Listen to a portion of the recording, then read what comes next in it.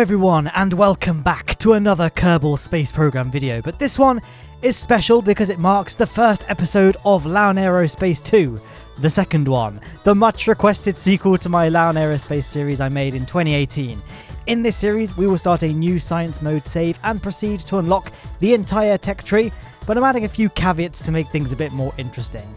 First things first, I will not be using any DLC parts so that people without the packs can better relate to the videos. I'm also going to enable ComNet, so ships must be in direct connection to the KSP for things like precise probe control and maneuver node creation to be possible. And thirdly, plasma blackout and Kerbal G-force limits are a thing, which means that probes will be unresponsive when passing through atmospheres at high speed, and Kerbals will fall unconscious when experiencing high G-forces. Now last but not least, in order to make our missions nice and varied, I'm setting the arbitrary rule that I can only gather science from one biome of any planet or moon aside from Kerbin, so I'll be forced to travel to the furthest reaches of the solar system in order to collect the necessary science points required to beat the game.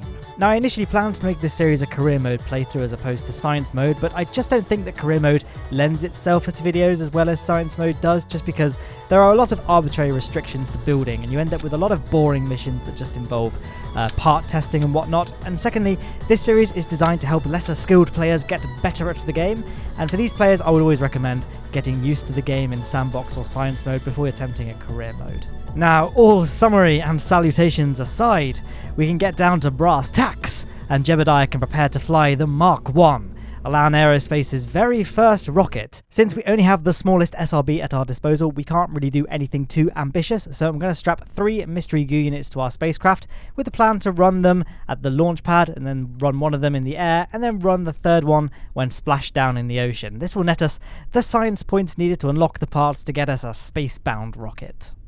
So because we can't go very far, we're just going to be tipping to the right once we take off by pressing D on the keyboard and following the 90-degree vector on the nav ball.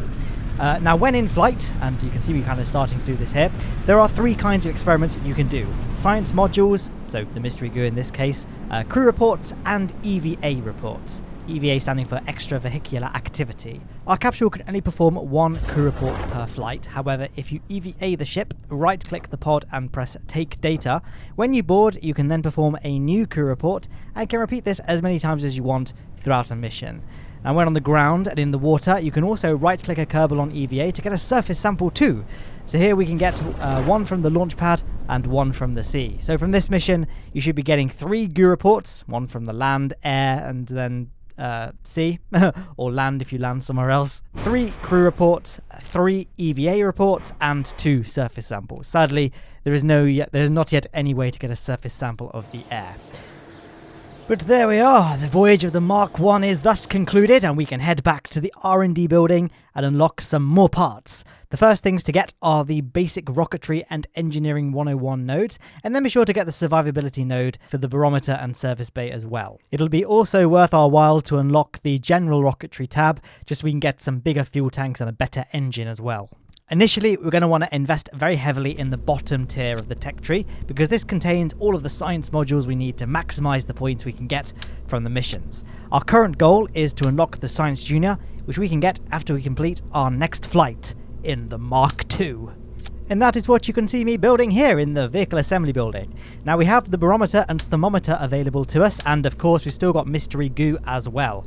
Now this flight will take us all the way into space, so to protect the delicate experiments from re-entry heating, I'm placing them inside this payload bay.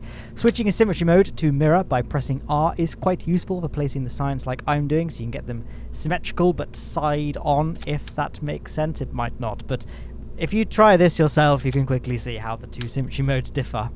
I've also added an extra 2 parachutes to the capsule itself, just to ensure that the additional weight of the science container won't cause us to smash into the ground a bit too hard. Unlike the mystery goo, the thermometer and barometer can be used as many times as you want, provided their data is reset in a similar fashion to crew reports, as in you EVA, take the data from the science part, and then that's it, board the capsule again. Now as for the construction of the rest of the rocket, it's fairly simple and quite small. We're not aiming to get into orbit here, so we don't need that much delta V. Just slap together 5 of the biggest tanks we have, and then take the T45 swivel engine to provide the main thrust. Now those 2 engines look pretty much the same, but the swivel is heavier and not as good as the Reliant on paper. So why are we using it? Well, I'm glad you asked, possibly. The swivel, as the name would imply, has thrust vectoring, so it can gimbal itself, keep the rocket under control. The Reliant engine does not have the gimbaling, so you'd need fins and SAS to control the rockets. So the swivel is the best choice for this particular flight. So, the science. We'll be getting thermometer and barometer science from the launch pad, lower atmosphere, upper atmosphere, space, and then our landing site. We already have GOO, crew, and EVA reports from the launch pad and the lower atmosphere, so we only need to run those experiments for the upper atmosphere, space, and the landing area. I'm launching to a polar trajectory here, just to ensure that we land in the mountains upon return to Earth. Return to Kerbin, I should say. Because this will give us a new biome to run the mystery GOO, Kerbal report, and surface sample experiments, because we've already got data from the sea. I know I did say that I was going to try and limit myself to one biome per planet or moon, although I did also specify I'd be excluding Kerbin. The reason for this is because this is basically the only way of unlocking the parts necessary to actually go anywhere else other than Kerbin and a low orbit, so that's why. So as for the flight, we're not trying to get into orbit, so we don't really need to do anything fancy. I'm just going to try and point 45 degrees, obviously go up at first, then gradually tip over to 45 degrees. By the time you're about sort of between, 70 and 150 kilometers, doesn't really matter. You don't want to be going straight up and straight down, because your vertical speed upon re-entry will be probably too high, and you'll end up, being destroyed on impact. And that's why we actually have slightly more fuel than we need for this lower stage, because we're not going to be detaching the engine once we're in space. This is because when we start to re-enter Kerbin's atmosphere, we can point retrograde on the nav ball. We can just use the auto SAS buttons there, and use the engine to bleed off some horizontal speed, just to ensure that we have enough time to kill off enough time for the parachutes to deploy. If you come down too quickly, the parachutes won't deploy in time, and your Kerbal will meet a fiery demise. Now, some people might wonder at this point why I'm not playing this on Ultra Pro Gamer mode, and that is not allowing the reverting of flights and not allowing quick saves either. I'm going to try and avoid, quick loading whenever I can. I don't recommend people to try and play Kerbal Space Program and disable the quick save option, just because you will always inevitably at some stage run into some sort of glitch that destroys your spacecraft or kills your crew through absolutely no fault of your own.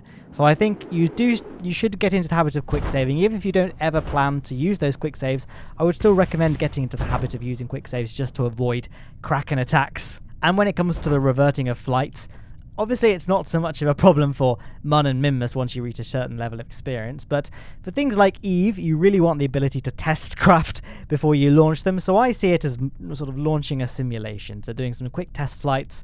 If it doesn't work, revert the flight, just under the imaginary premise that this is all part of the computer simulation. I'm doing the air quotes thing, computer simulation, and then when you launch with the crew and actually do the mission, that's when it is for real.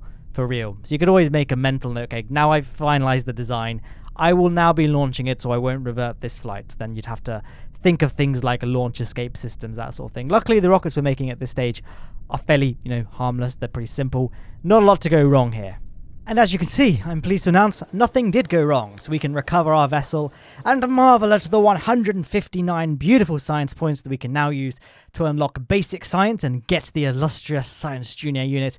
And we can also research the electrics node as well, because this will give us batteries, and well, actually we've already got batteries, haven't we? But it will give us the solar panel. That's what we need to do a MINMUS mission, though we're not going to do that just yet. We have one more flight to do, so that is a little bit more science before heading off to our first celestial destination. I did also unlock the stability node just because I wanted to spend our surplus science on something, but we don't really need this node just yet.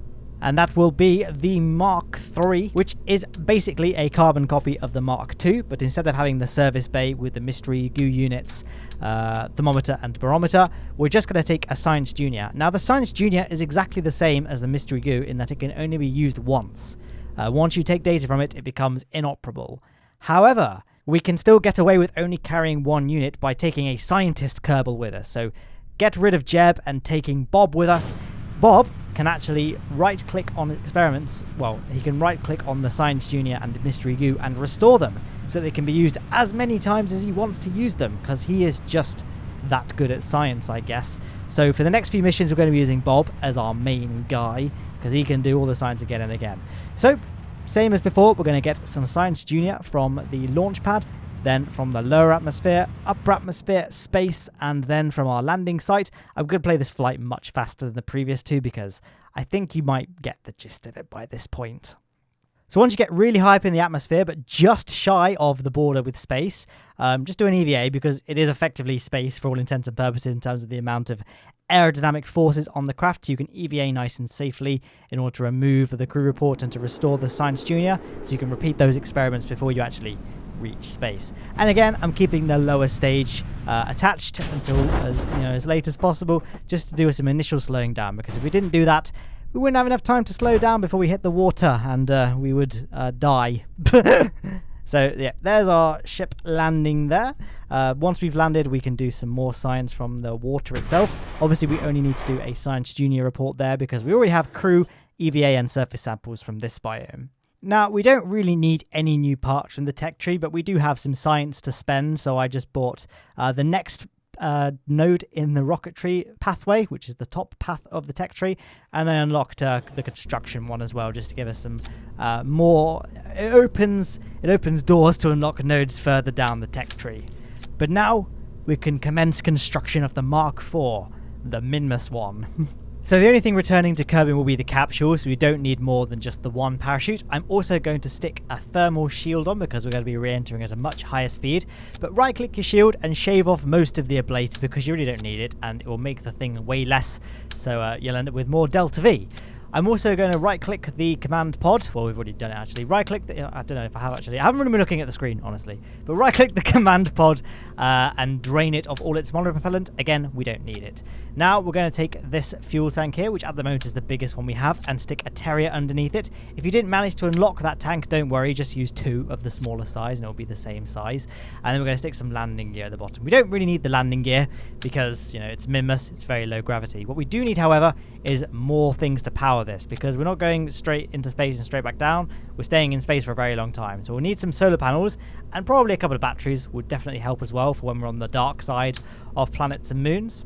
I say planets with a plural, it's only Kerbin. But after that, that's pretty much the lander done. We're then going to add another Terrier stage with the same fuel tank as before. Again, just use 2 of the smaller ones if you don't have that fuel tank, and that's going to serve as the stage that completes our Kerbin orbit. Nearly. We're not going to fully circularize at Kerbin with this because I don't want to leave any space junk in orbit. So we'll be detaching it just before we circularize, and then we'll do the last bit of the circularization using the lander stage. Now we're going to stick 4 of those tanks below it and put another swivel engine on it. At the moment, the thrust-to-weight ratio is not great on this rocket, so to finish things off, I'm going to stick 4 Hammerhead. Hammerhead? I keep calling them... This is the second take I've done of this commentary, and I called them Hammerhead in the first time as well, so I'm not deleting this again. We're going to stick 4 hammers. I nearly said it again. 4 hammer SRBs at the bottom, just provide a little bit of thrust.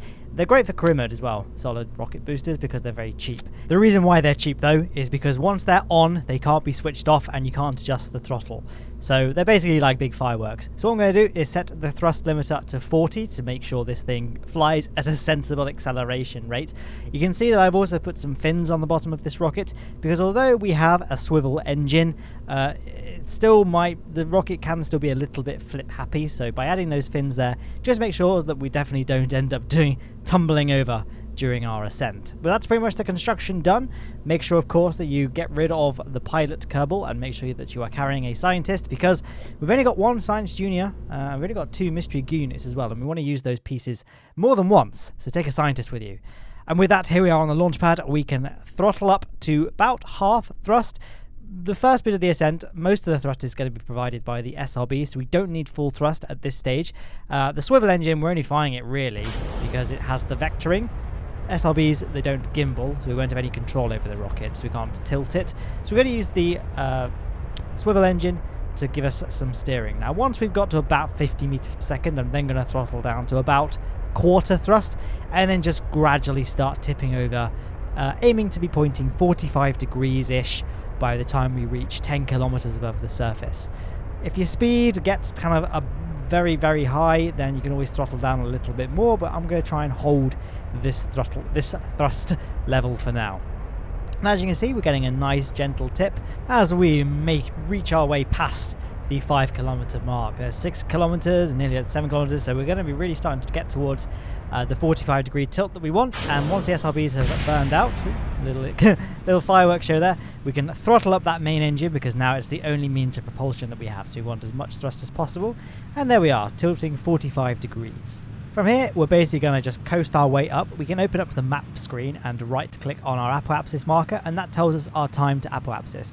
We're basically going to be between 45 and 30 degrees until that is saying about 50 seconds to a minute from apoapsis. Once we reach that point, we can start following the prograde marker and eventually start thinking about flying completely flat, because we have the vertical speed that we need. We now need to focus on horizontal speed in order to, stay in space and not just fall back to the surface of Kerbin. Now, the flames along the surface of the rocket indicate that we're still in fairly significant atmosphere, so that's why I'm following the prograde marker for now, just to keep ourselves nice and aerodynamic against the air resistance. And then as we get higher, that becomes less of an issue and those flames disappear.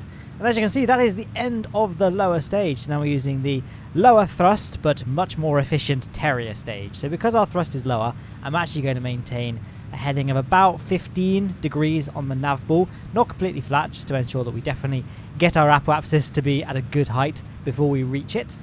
In case it wasn't obvious, I am playing the footage back at a faster speed just to keep things nice and snappy. So we've got an apoapsis of 100 kilometers above the surface, because it's just a nice round number to aim for. And once you get into space by passing the 70 kilometer mark, hit F5 to create a quick save just in case you mess up time warp or something. And there you go, you can see I created a maneuver node just to get ourselves into an orbit. So with maneuver nodes, take a look at the estimated burn time, cut that in half. That is the time you want to start your burn. So, for example, the 16-second circularization burn, you want to start burning 8 seconds before you reach your maneuver node. But now we're in orbit, so we can get to the next part of the mission, which is getting to MINMUS. So first of all, click on MINMUS and press Set as Target. You'll see these two lines appear, your ascending node and descending node. In this case, I'm going to click on the descending node on our orbit, and then hit Create Maneuver Node. And then firstly, we're going to drag the prograde marker way out so that your planned periapsis is at the same height as MINMUS. It'll be about just over 900 meters per second of delta V. Luckily for us, it takes us straight into an encounter with MINMUS. For now, we're not going to worry too much about what our encounter looks like, as we need to do an inclination correction burn halfway out to MINMUS anyway to compensate for MINMUS's tilted orbit. But don't worry if you don't get an encounter like me. If you don't have a direct encounter, you'll instead get these two grey markers that show your position and MINMUS's position. And if you click the centre of the maneuver node and rotate it around Kerbin's orbit, you can see that those grey nodes will get closer or in a line and give you an encounter. However, because MINMUS is on an inclined orbit, sometimes this might not be possible either, so just try and get the grey arrows as close to each other as possible, and then we can get our encounter once we're further away from Kerbin and do our inclination adjustment. But look at that, we've done our maneuver node, it's all completed. So we have our MINMUS encounter. So we're going to zoom in, we're going to click on MINMUS and press focus view to get a look at what's happening. We want to get our periapsis to be along MINMUS's equator ideally, so we're going to create a maneuver node about halfway on our journey, and then we're going to look at those purple nodes there, normal and anti-normal. In this case, we're going to drag on the anti-normal one to bring it down. If your periapsis is somehow below MINMUS, then just use the normal node instead, and then play around with retrograde and prograde very gradually just to get our periapsis nice and close to the surface of MINMUS to facilitate an easier landing. MINMUS is pretty lumpy, so you want to aim for a fairly high periapsis. I would go for probably 20 kilometers would be a safe distance from the surface. And as you can see, it's a very, very small burn. So you may even want to right-click on your Terrier engine and reduce the thrust limiter just to help ensure that you don't overshoot your burn like I often do when I'm doing my missions, because I get a bit too impatient. I am trying to do things nice and slowly because this would be most people's first missions they do in Kerbal Space Program. So the subsequent missions we do in this series will be a little bit faster paced than this one, but I'm really trying to go to basics with this mission. So I hope this has been helpful so far to newer players. Now, just before we reach our maneuver node, I'm actually going to do a little bit of science, because we've got science from space near Kerbin, but you can get some more science by doing the experiments further away from Kerbin. You get space high above Kerbin. So we can run our mystery goo, thermometer, barometer, and science junior units, crew report and EVA report as well. Make sure you step out of the capsule to reset your crew report, science junior, and mystery goo, and then we can re-embark our vessel and commence our burn. which, thanks to the power of post-production video speeding up, we've now done. And then we've got a nice periapsis, so 17 kilometers is a pretty good height. Not much more to do other than just, head off to MINMUS. What we can do here is create a maneuver node just to see how long the burn will be to circularize at MINMUS. So it's going to be a fairly short burn, so will be worth making a mental note of that for reasons that will become apparent very quickly. For those that don't know, if you play with pro gamer settings like I am, with ComNet enabled, you can see we are no longer connected to Kerbal Space Center. The onboard communications equipment in the capsule is just not powerful enough to reach the planet, which means because Bob is not a pilot, we can't create maneuver nodes. We're going to have to do everything the old-fashioned way. So when we reach MINMUS periapsis, I'm going to start a retrograde burn.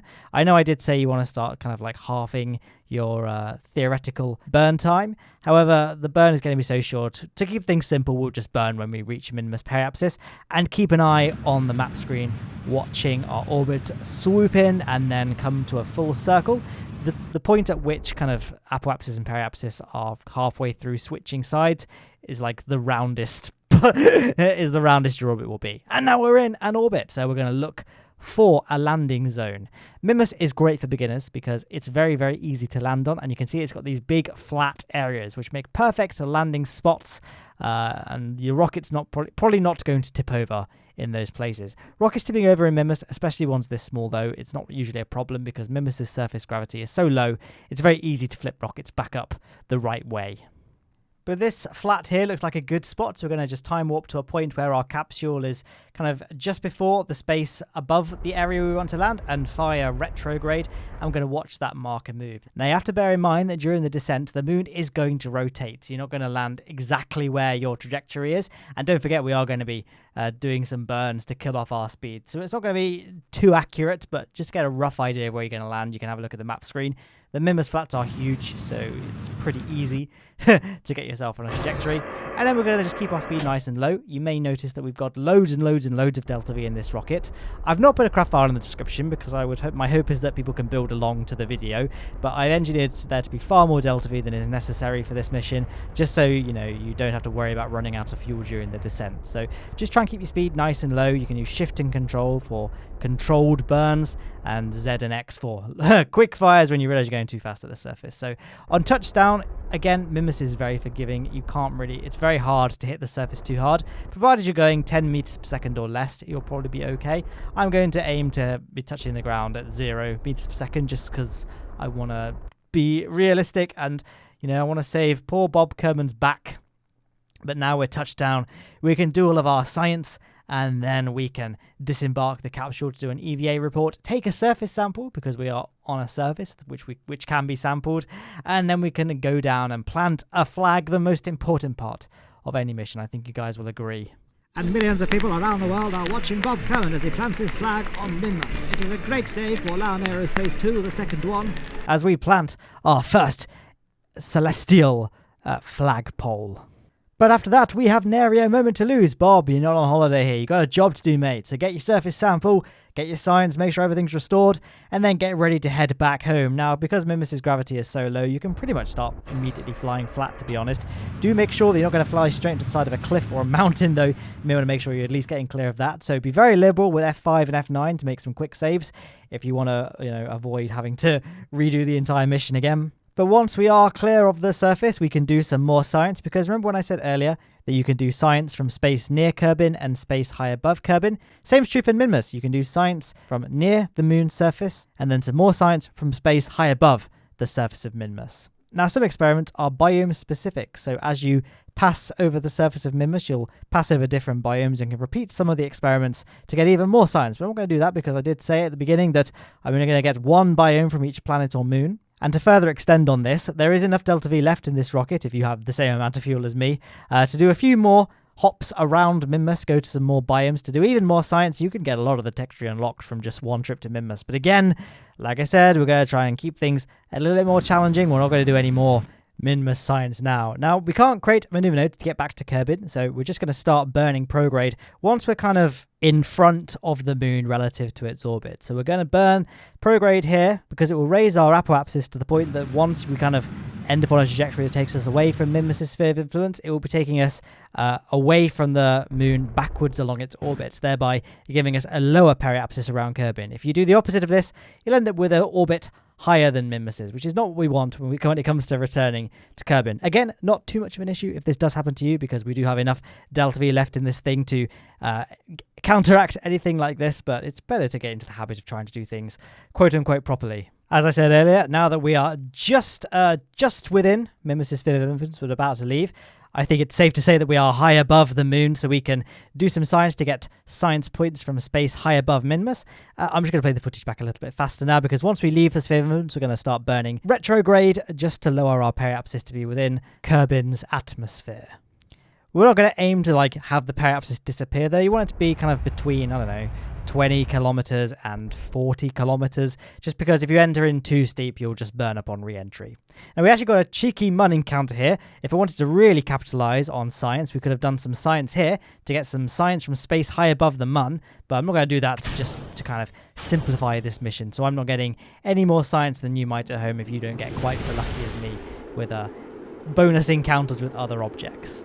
And we are just going home, so before you detach your lower stage, make sure it's probably worthwhile just EVAing one last time and just right-clicking all of your science units to make sure you've definitely taken the data from all of them, because once they're destroyed, you can't get that data back. Luckily for me, it was all stored on the capsule, so it's all going to get recovered. And then we can just watch it coast down, really. And I went for a splashdown here. Well, I didn't plan for a splashdown. I just hoped for a splashdown to add a little bit of extra realism to our landing. And luckily for me, we landed very, very clear of all land masses. Didn't get far too close for comfort at all. And Bob can await recovery. And we can just skip through that and get to the tech tree and see what we've unlocked. And look at that. It's beautiful. 1051 glorious science points unlocked. We can get lots of cool things available to us, so let's think about this. Now, our next destination will be the mun, so it would be useful to have some bigger fuel tanks and the fuel line piece, so we can research the fuel systems tab. Advanced electrics will also be useful because it will get us further along the science tier to get more things, to get more experiments. I'm also going to unlock the node directly above it, just because it gets us a little bit close to things like the seismometer, which are more experiments, which means we can get more science from our missions. And then I guess we can just do some window shopping to see what lies ahead. Unfortunately, we can't afford much more now. We've spent most of our points, so I'm just going to wrap up this with unlocking the flight control node, just because it gets us a little bit closer to the Apollo-style command pod, which is a very cool command pod, and I'd like to be able to use that. So we can unlock the next tier along as well to get us ever closer. So we can do that after our mun mission. We can get a bigger capsule. But that pretty much wraps up episode 1 of Lowne Aerospace 2. So I hope you enjoyed it. Was there anything you want me to cover a bit more in depth next episode? Because I can certainly do that when we head off to the mun. On screen, there are links to some videos. The one on the left was chosen for you by YouTube's recommendation algorithm. The one on the right is just my most recent upload. Guys, thank you very much for watching. I hope you enjoyed. There's also links to merchandise, Instagram, and all that in the description, as well as Patreon to subscribe on screen. Have a great weekend, my dudes. I'll see you next one. I'll see you next time.